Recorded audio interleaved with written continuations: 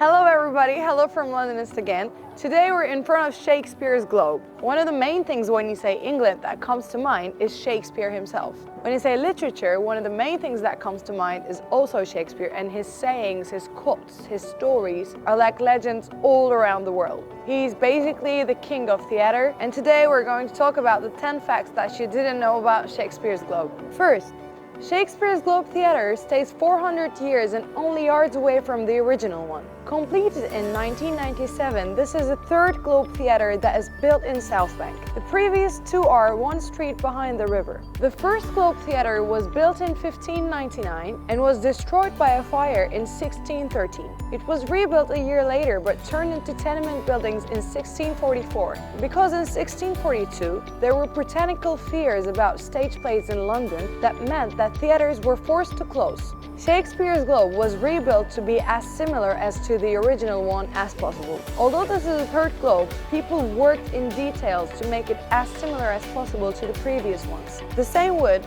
green oak, was used as the first builders would have used. The building of the Globe was a drama itself. The Globe was built by the theatre company which Shakespeare was in, Lord Chamberlain's men, later known as the King's Men. It was erected from using timber that is recycled from the theatre in Shoreditch, which Shakespeare used to put his first plays on. But the landlord of the theatre in Shoreditch, Mr. Allen, doesn't prefer to call it recycled, he prefers to call it stolen. The story goes on as Mr. Allen refused to renew their lease the theatre stood on, and the company got mad about it, and including Shakespeare, they got their daggers and went to Mr. Allen's land when he was away for Christmas and got all the timbers and stored them in a yard north of Thames. Shakespeare was a part owner of the Globe. The family of Richard Burbage did build a theatre in Shoreditch but didn't have enough money to lease a site for the new playhouse. So they asked for investments from the people who were in the company, and also William Shakespeare became 12.5% shareholder.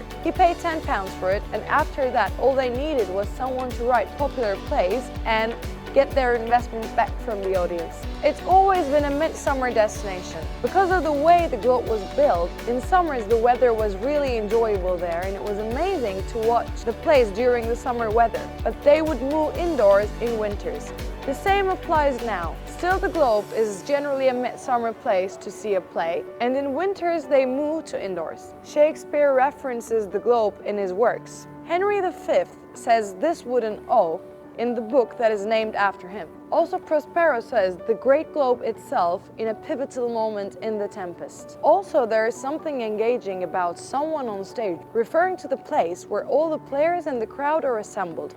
Good evening, Glastonbury. Shakespeare might have paraphrased his motto. Although the resources are pretty thin about this, it's a saying that this globe has the motto of the whole world is a playhouse. And it's mainly similar to the quotes in As You Like It, all the world's a stage. They used to flag up the genre. They used to inform the public about what kind of a play is going on at the moment in the globe by putting up flags. By putting up a black flag meant there was a tragedy play going on. Red flags meant there was history plays going on. And a white flag signaled comedy plays. They built it along the lines of the Coliseum in Rome, of course just a little bit smaller. Actually copying the way that Coliseum was built and doing it on a smaller place is not only true for the Shakespeare's Globe, but it's actually true for all of the Elizabethan theatres. Henry VIII burned down the Globe. Well, actually Henry VIII made a lot of bad things during his time, but he wasn't alive when that happened. So it's not actually Henry VIII. But while Shakespeare's play, Henry VIII, was going on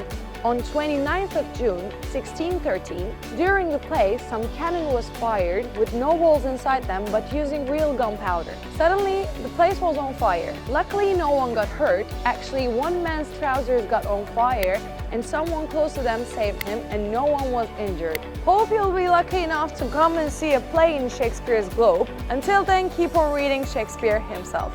I'll see you in the next video of Londonist. Take care. Don't forget to like the video and subscribe to Londonist's YouTube channel.